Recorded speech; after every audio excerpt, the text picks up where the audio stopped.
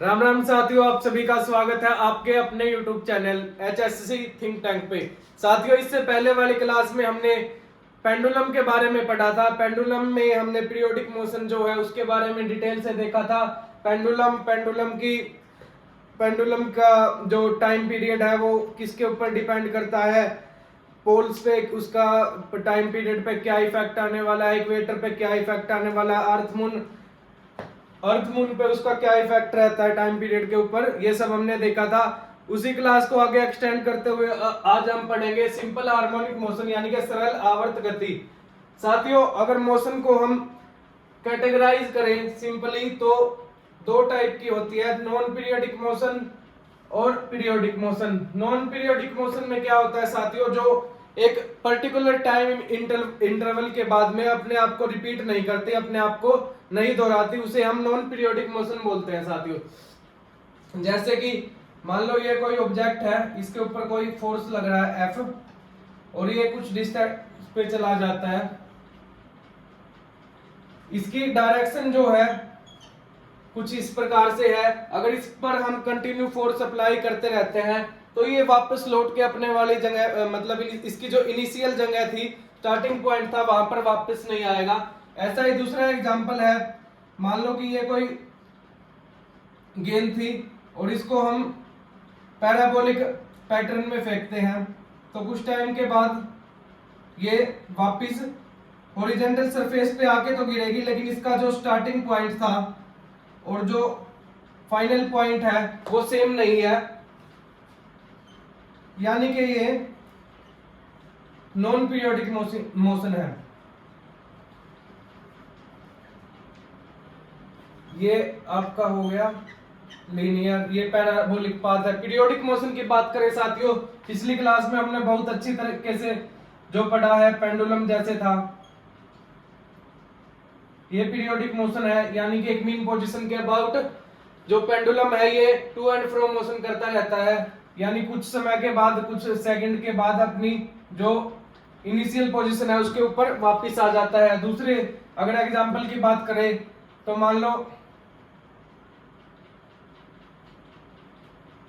किसी गेंद को रस्सी से बांधकर उसको सर्कुलर पाथ में घुमाना, तो आप देखेंगे कि कुछ समय के बाद में जहां से गेंद ने स्टार्ट किया था वो उसी पोजीशन पे वापस से आ जाएगी, यानी पेंडुलम हो गया, सर्कुलर मोशन हो गया। ये कौन सी मोशन के कौन सी टाइप मोशन जो है किसके प्रकार है, पीरियोडिक मोशन के प्रकार है। पीरियोडिक मोशन को आगे हम फर्दर कैटेगराइज करें तो ऑक्सीलेशन और नॉन ऑक्सीलेशन आता है। ऑक्सीलेशन हमने पिछली क्लास में पढ़ा था। ऑक्सीलेशन के ही आगे दो टाइप है, सिंपल हार्मोनिक मोशन और नॉन सिंपल हार्मोनिक मोशन। आज हम जिस टॉपिक की बात करने जा रहे हैं वो है सिंपल हार्मोनिक मोशन। इसके बारे में अब हम बहुत डिटेल से पढ़ेंगे।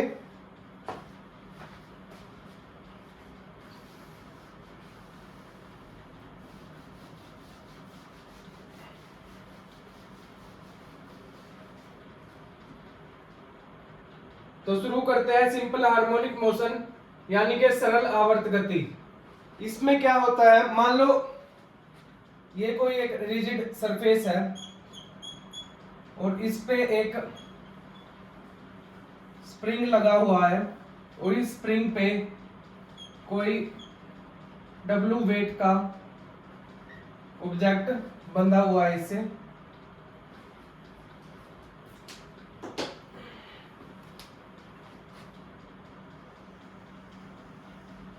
जब हम इस स्प्रिंग के ऊपर कुछ फोर्स लगाते हैं, मान लो F फोर्स लगाते हैं, इसको खींचते हैं, तो ये क्या होगा, इसका जो पोजीशन है वो चेंज होकर कुछ इस प्रकार से हो जाएगा।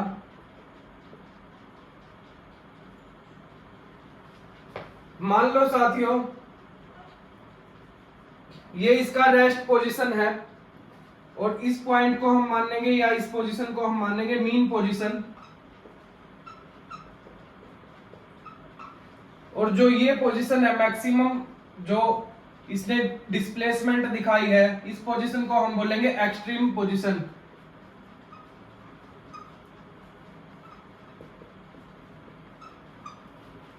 और जो इन दोनों पोजीशन, मीन पोजीशन और एक्सट्रीम पोजीशन के बीच का जो डिस्टेंस है, इसको हम x से डिनोट करेंगे। ये होता है डिस्प्लेसमेंट, यानी मीन पोजीशन से एक्सट्रीम पोजीशन के बीच का जो डिस्टेंस है वो हमारा डिस्प्लेसमेंट होता है, यानी स्प्रिंग ने कितनी डिस्प्लेसमेंट की है F फोर्स लगाने से।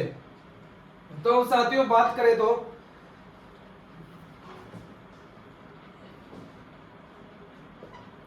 जब हम इस F फोर्स लगा के इस ऑब्जेक्ट को कुछ इस तरह पुल करते हैं, अपनी तरफ खींचते हैं, तो ये यहां पर आ जाता है, और जब इसको छोड़ते हैं तो ये मीन पोजीशन से इधर की तरफ शिफ्ट होके आ जाएगा, जो इसका रिस्टोरिंग फोर्स इसके ऊपर में एक्ट करेगा। ये रिस्टोरिंग फोर्स क्या काम करेगा? ये रिस्टोरिंग फोर्स इस W लोड को वापिस से उसकी मीन पोजीशन पर लेके आने का काम करेगा। अब बात करते हैं साथियों, जो ये F फोर्स है ना, ये डायरेक्टली प्रोपोर्शनल होगा डिस्प्लेसमेंट के।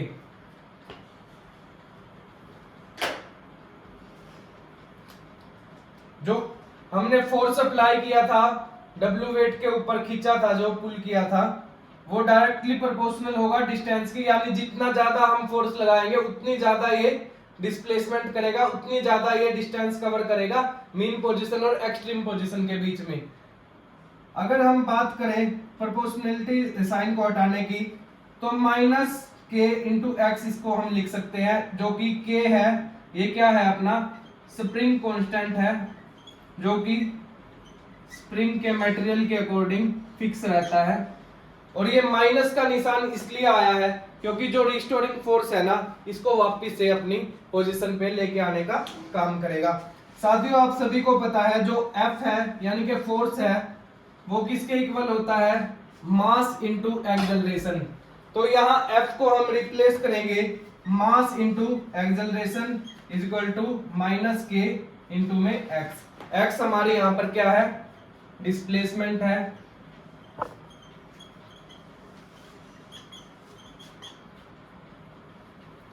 अगर हम बात करें यहां से एक्सेलरेशन की, तो वो किसके इक्वल होगा? माइनस के अपॉन एम इंटू में एक्स। आपको पता है माइनस के अपॉन एम, ये इसकी कोई ना कोई वैल्यू होगी जो प्रत्येक कॉन्सेप्ट में फिक्स होगी। जैसे कि मान लो स्प्रिंग कांस्टेंट है, ये फिक्स रहेगा। मास है वो भी कोई पर्टिकुलर मास होगा, जैसे कि मान लो 10 kg ले लिया, 100 kg ले लिया। तो जो एक्सेलरेशन है वो डायरेक्टली किसके ऊपर डिपेंड करेगी, या जो इसकी डिस्प्लेसमेंट है x है, ये डायरेक्टली किसके ऊपर डिपेंड करेगी?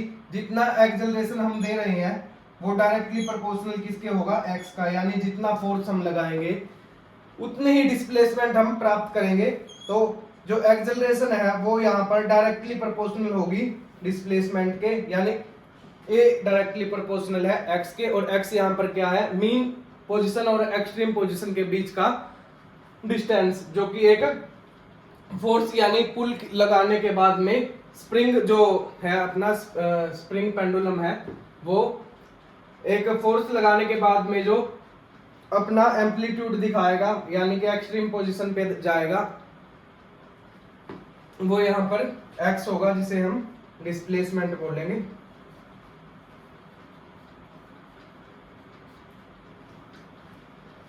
ये था डेरिवेशन सिंपल हार्मोनिक मोशन का।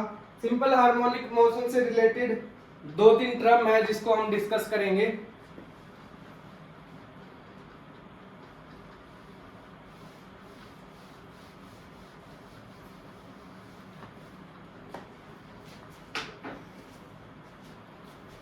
सबसे पहले आएगा टाइम पीरियड यानी कि आवर्तकाल।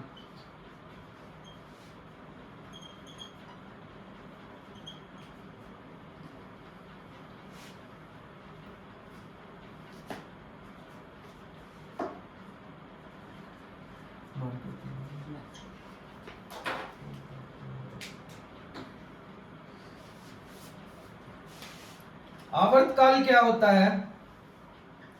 एक ऑक्सीलेशन को कंप्लीट करने में लिया गया समय। एक ऑक्सीलेशन को पूरा करने में लगा समय आवर्तकाल होता है। इसे हम टी से डिनोट करते हैं,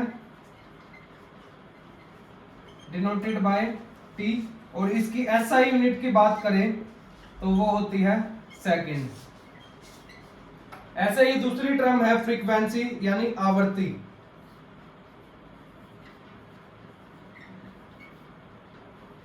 फ्रीक्वेंसी जिसे हम बोलते हैं आवृत्ति।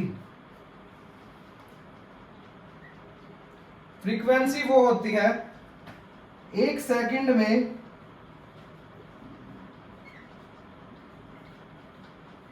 जितने ऑक्सीलेशन कंप्लीट हुए, जितने ऑक्सीलेशन पूरे किए, वो हमारी क्या कहलाती है फ्रीक्वेंसी। अगर इसकी एसआई यूनिट की बात करें हम,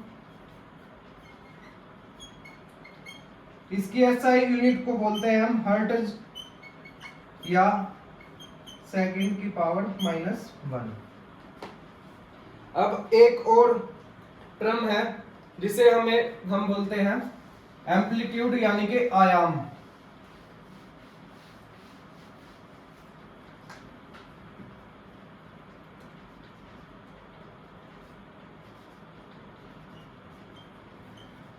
एम्पलीट्यूड यानी कि आयाम। हमने एसएचएम यानी कि सिंपल हार्मोनिक मोशन का जो ये एग्जांपल लिया था स्प्रिंग वाला, इसमें इसके डेरिवेशन में हमने निकाला था कि फोर्स है जो डायरेक्टली प्रोपोर्शनल है डिस्प्लेसमेंट के, या कहे तो एक्सेलरेशन जो है वो डायरेक्टली प्रोपोर्शनल है डिस्प्लेसमेंट के। यानी जितना ज्यादा हम फोर्स लगा रहे हैं हमें उतनी ज्यादा डिस्प्लेसमेंट मिल रही है मीन पोजीशन से। तो जितना फोर्स हम लगा रहे हैं उसके अकॉर्डिंग मैक्सिमम कितनी डिस्प्लेसमेंट हो सकती है वो हमारा क्या कहलाता है एम्पलीट्यूड यानी कि maximum displacement about mean position. Maximum displacement about mean position, तो उसे हम क्या कहते हैं आयाम। यानी कि जितना ज्यादा मैक्सिमम मतलब ज्यादा से ज्यादा जितना डिस्टेंस फोर्स लगाने के बाद में जो डब्ल्यू वेट वाला ये स्प्रिंग पे लगा हुआ कंपोनेंट है, ये जितना ज्यादा डिस्प्लेसमेंट कर सकता है कोई फोर्स लगाने के बाद में, उसे क्या कहा जाता है आयाम यानी कि एम्पलीट्यूड। तो ये था साथियों सिंपल हार्मोनिक मोशन, जिसमें हमने पढ़ा मोशन के ऑलमोस्ट सभी टाइप के बारे में हमने देखा। उसमें आज का जो टॉपिक था हमारा सरल आवर्त गति यानी सिंपल हार्मोनिक मोशन, इसका डेरिवेशन किया कि इसमें क्यों फोर्स है जो डायरेक्टली प्रोपोर्शनल होता है डिस्प्लेसमेंट के। और उसके बाद में हमने इसकी तीन मेन टर्म है जो टाइम पीरियड, फ्रीक्वेंसी और एम्पलीट्यूड यानी कि आवर्तकाल, आवर्ती और आयाम, इन तीनों के बारे में पढ़ा। इससे रिलेटेड कुछ क्वेश्चन है, न्यूमेरिकल्स है, वो हम आगे देखेंगे। अभी के लिए कॉन्सेप्ट को सिर्फ अपने माइंड में सेट करो कि क्या होता है सिंपल हार्मोनिक मोशन, ये लीनियर मोशन है उससे कैसे अलग होता है। पीरियोडिक मोशन में जैसे कि हमने सर्कुलर पाथ वाला देखा था, है तो वो भी पीरियोडिक मोशन। और बात करें तो सिंपल हार्मोनिक मोशन की, तो ये भी पीरियोडिक मोशन का ही एक टाइप है, लेकिन ये सर्कुलर पाथ वाली मोशन से किस प्रकार अलग है ये डिफरेंशिएट अपने माइंड में सेट होना चाहिए। तो आज के लिए इतना ही, कल मिलते हैं नेक्स्ट क्लास में। धन्यवाद।